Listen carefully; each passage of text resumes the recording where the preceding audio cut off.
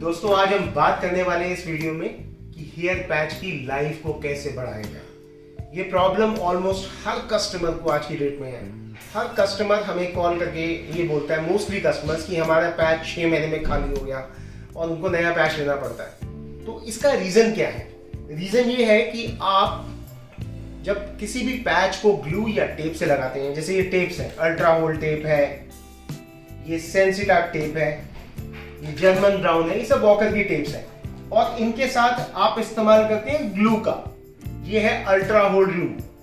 तो जब आप ग्लू जो होता है एक्रिलिक बेस्ड होता है, यानी केमिकल बेस्ड होता है। तो जब आप इसको लगाते हैं तो कई बार आपको फंगल इन्फेक्शन हो जाता है या फिर डैंड्रफ हो जाता है, जिसकी वजह से आपको इचिंग होती है। तो जब आप पैच पे इचिंग करते हैं, यानी स्क्रैच करना स्टार्ट करते हैं, ये पैच है, इसमें यहाँ पे नॉट्स होती हैं जिसको रूट्स बोलते हैं इस पैच की। यहाँ पे जब आप स्क्रैच करना स्टार्ट करते हैं तो ये स्क्रैच करते करते धीरे धीरे धीरे बाल निकलने स्टार्ट हो जाते हैं और ये पैच 6 महीने के अंदर अंदर खाली हो जाता है। अब सबसे पहले आपको क्या करना है, मैं आपको कुछ 5 एक टिप्स बताऊंगा। अगर आप उनको फॉलो करेंगे तो आपके पैच की लाइफ बढ़ जाएगी। यही पैच जो है मोनोफिलामेंट सुपर फाइन मोनो, ये पैच आपका नॉर्मली ग्लू टेप के साथ 1 से 1.5 साल तक चलता है, जबकि इस पैच की लाइफ को हम और बढ़ा सकते हैं। अगर इनफैक्ट इसी पैच को अगर आप क्लिप सिस्टम में यूज करें तो आपकी लाइफ 3 से 4 साल हो जाती है। तो कुछ चीजें हैं जिनका आपको ध्यान रखना है। सबसे पहले कि आपने पैच पे स्क्रैच नहीं करना। अगर आपको इचिंग की प्रॉब्लम है तो आप ग्लू को डिसकंटिन्यू कर दीजिए, सिर्फ टेप यूज करिए। ये एक बहुत बढ़िया टेप है, इसको बोलते हैं एक्सटेंडा बॉन्ड। ये आपको ऑनलाइन भी मिल जाएगा।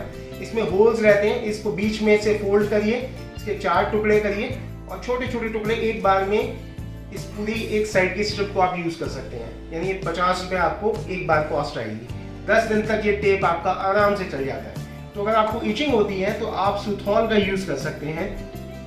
ये बेसिकली आपको कोई फंगल इन्फेक्शन है उसको रिमूव कर देगा, जिसकी वजह से आपको इचिंग कम होनी स्टार्ट हो जाएगी। सबसे पहले तो आप कोशिश ये करिए, जब आप कभी नया पैच लगवाते हैं तो आप क्लिप सिस्टम में जाइए। यानी आपके पैच की लाइफ, क्योंकि क्लिप सिस्टम में आप रात को पैच को उतार के सोते हैं तो सुबह आपके बाल टैंगल नहीं होते, जिसको सुलझाते वक्त आपके बाल टूटते नहीं है, तो आपके पैच की लाइफ बढ़ जाती है।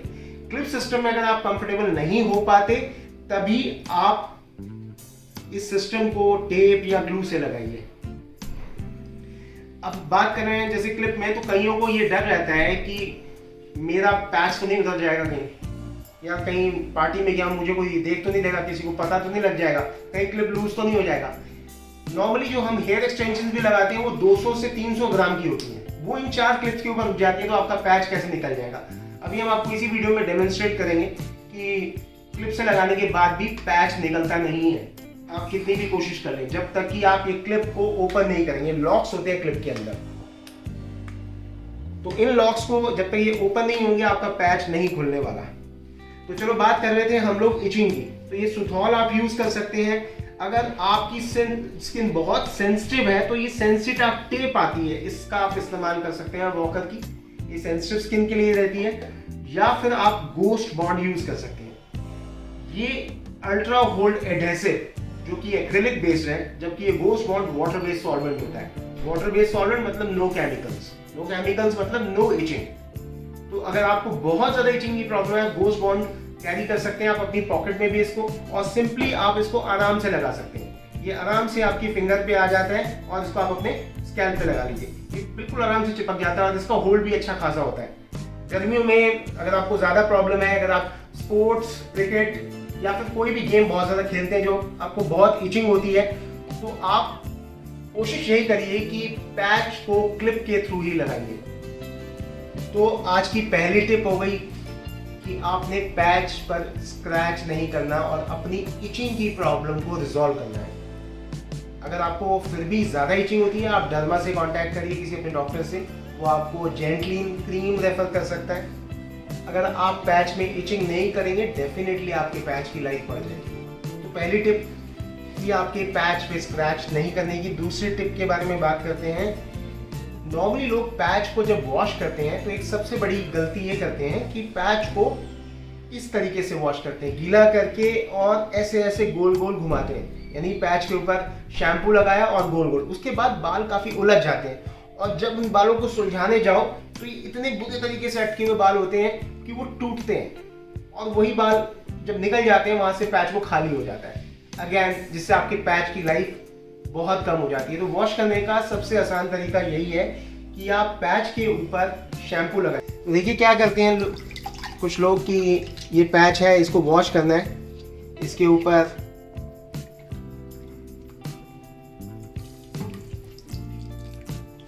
इस पैच को पहले गीला कर लिया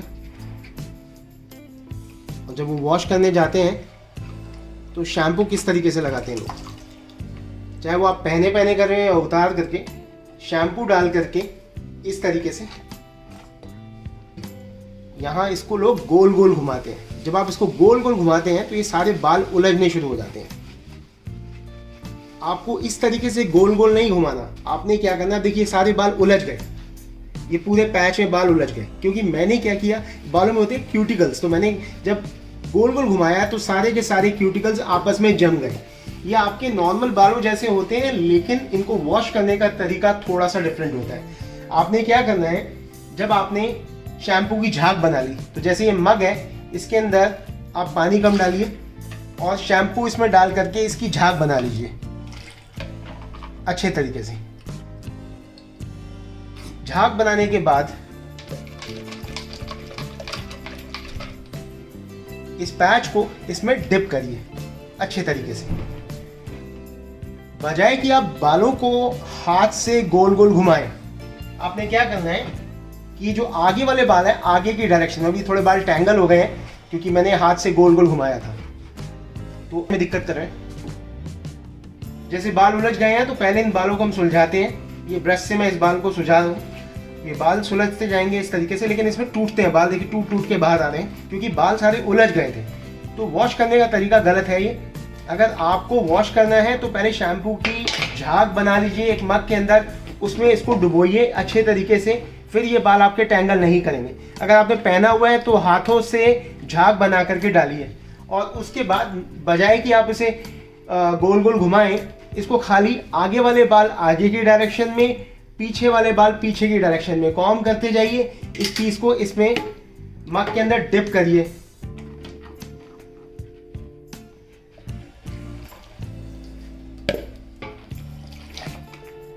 ये डिप करते जाएंगे और इस तरीके से इसको क्लीन करते जाइए।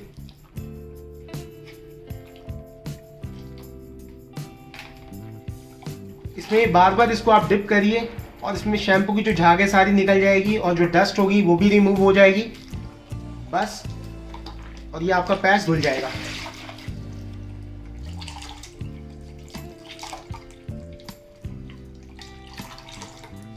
अगर आपने पैच पहना हो उस टाइम पे वॉश करें तो आप शॉवर ले लीजिए, शॉवर से आप ब्रश से आगे वाले बाल आगे की डायरेक्शन में, पीछे वाले बाल पीछे की डायरेक्शन में, और ये सारा शैम्पू इसमें से जैसे आप देख रहे हैं निकल चुका है, पैच काफ़ी साफ हो चुका है। फिर इसको आप हल्का ड्रायर से ड्राई कर लीजिए। इस तरीके से अगर आपके बाल उलझेंगे नहीं तो टूटेंगे भी नहीं, और टूटेंगे नहीं तो आपके पैच की लाइफ भी बढ़ जाएगी।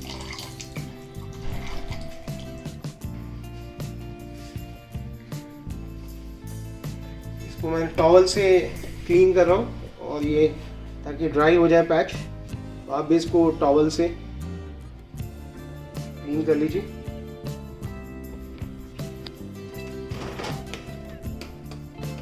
ये देखिए बाल बिल्कुल भी नहीं उलझ रहे। उलझने का रीजन ही यही रहता है कि आप बालों को एक डायरेक्शन में एंटी क्लॉकवाइज या क्लॉकवाइज घुमाते हैं तो क्यूटिकल्स आपस में जाम हो जाते हैं। तो बस अगर आप इस तरीके से डायरेक्शन वाइज चलेंगे तो कभी आपके बाल टैंगल नहीं होंगे, टूटेंगे नहीं, जिससे आपके पैच की लाइफ बढ़ जाएगी। तो हल्का ड्रायर इस पे मार के इसको आप थोड़ा ड्राई कर लीजिए।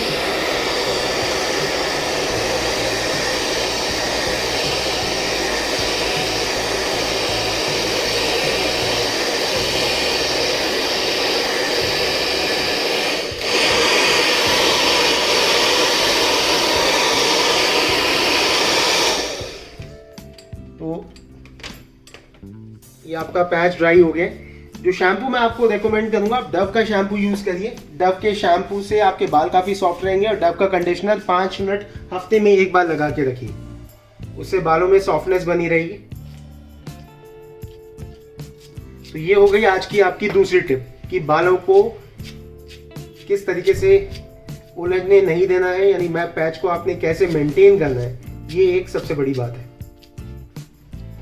तीसरी चीज, आप बालों पे सीरम भी लगा सकते हैं। अगर आपको बालों पे ये स्ट्रीक्स का सीरम है, इससे बालों में सॉफ्टनेस आती है, तो ये केमिकल है, इसको बोलते हैं हेयर सॉफ्टनर। ये केमिकल आप हमारे से मंगवा सकते हैं। जब आपका पैच 3-4 महीने 5 महीने पुराना हो जाए तो आप इसको लगा करके उससे वॉश करिए। सिंपल है। इसमें 30 ml ले लीजिए केमिकल को और तकरीबन 1 मग्गा पानी इसमें इसको डाल दीजिए। फिर पहले पैच को शैम्पू वॉश करिए, फिर इस केमिकल से वॉश करिए। थोड़ा सा आपके जो क्यूटिकल जाम हो रहे हैं, यानी जो बाल टैंगल हो रहे हैं, वो प्रॉब्लम आपकी सॉल्व हो जाएगी। अगेन काफ़ी पुराना पैच हो उसी पे यूज़ करने के लिए मंगाइए। नए पैच के लिए कोई ज़रूरत नहीं है आपको। 3-4 महीने तक पैच में इतनी प्रॉब्लम नहीं आती है। तो गाइस, तीसरी टिप है आज की। जैसे फ्रंटलेस पैच है ऑस्ट्रेलियन, बहुत लोग गलती क्या करते हैं, रात को पहन के सोए और सुबह जब वो उठते हैं तो ये बाल टेप के ऊपर चिपक जाते हैं कुछ इस तरीके से। और वो पैच को उतारने के लिए टेप को पूरा का पूरा इसको बिना बालों को यहाँ से हटाए। तो बालों को यहाँ से हटाने के लिए पहले हल्का C22, ये C22 से स्प्रे करके और ईजिली इन बालों को पहले छुड़ाओ, क्योंकि अगर आप ऐसे ही बालों को निकाल लोगे तो वो बाल टूट जाएंगे टेप के साथ और वो फ्रंट से पैच जल्दी खाली हो जाता है। तो ये आपने चीज़ का ध्यान रखना है। जब अगर आप टेप हटाने जा रहे हैं तो पहले फ्रंट के बाल सारे पीछे करें, अब आप टेप को हटा सकते हैं और C22 से बड़े आराम से टेप निकल जाता है। ये बहुत ध्यान रखने वाली बात है। फ्रंट से पैच खाली होता है, फ्रंट से दिखना स्टार्ट हो जाता है और आपको पैच चेंज करना पड़ जाता है बहुत जल्दी। तो ये छोटी सी बात है समझने वाली कि जो बाल चिपके हुए हैं टेप के ऊपर से, पहले उनको हटाएं C22 से और फिर टेप को निकालें, ना कि सीधा टेप को। अब हम बात करेंगे चौथी टिप की। जब बात C22 की कर रहे हैं तो आपने देखा होगा लोग सस्ते में सर्विस कर देते हैं 500 रुपये में, 400 रुपये में। वो इस वजह से वो लोग पेट्रोल से सर्विस करते हैं। तो जब टेप चिपकी होती है इसके ऊपर, पैच के ऊपर, जैसे ये टेप है, तो वो लोग पेट्रोल से इसको रिमूव करते हैं। और पेट्रोल से रिमूव करने से क्या होता है, पेट्रोल ना क्या करता है कि वो आपके पैच के अंदर और बालों के अंदर भी चला जाता है। तो पैच जो है 2 लेयर से बना होता है। एक लेयर जहाँ पे ऊपर नॉटिंग की जाती है, यहाँ पे नॉटिंग की हुई है, और नीचे होता है ये बेस। तो इसके बीच में भी गम होती है, जिसकी वजह से आपस में इनमें होल्ड होता है, दोनों बेस और उसमें। तो पेट्रोल खाली इस टेप को नहीं हटाता, वो अंदर तक चला जाता है और वो पूरा का पूरा जो आपका सिस्टम है, ये आपस में जो ग्लूड होता है वो भी हटना लग जाता है और इसके 2 टुकड़े होने स्टार्ट हो जाते हैं, बीच में से निकल जाता है। तो ध्यान ये रखें कि कभी भी आप पेट्रोल ना लगाएं अपने सिस्टम पे, ना ही किसी को लगाने दें। अगर आप कहीं सर्विस कराने जा रहे हैं उसे बोले सीधा C22 यूज करिए। C22 से बड़े आराम से आपका ग्लू और टेप निकल जाता है। ये बहुत इंपॉर्टेंट बात है, क्योंकि मोस्टली पैच खराब होते ही इसी वजह से हैं, क्योंकि पेट्रोल इस्तेमाल होता है और बहुत सारे सेंटर्स इस चीज़ को यूज करते हैं, पेट्रोल को। आप अवॉइड करिए अपने पैच पे बिल्कुल भी पेट्रोल ना लगे। आपको एक और बात आज बताना चाहूँगा इस वीडियो में। ये देख रहे हैं आप, इनके हल्के हल्के बाल्डनेस आनी स्टार्ट हो चुकी है।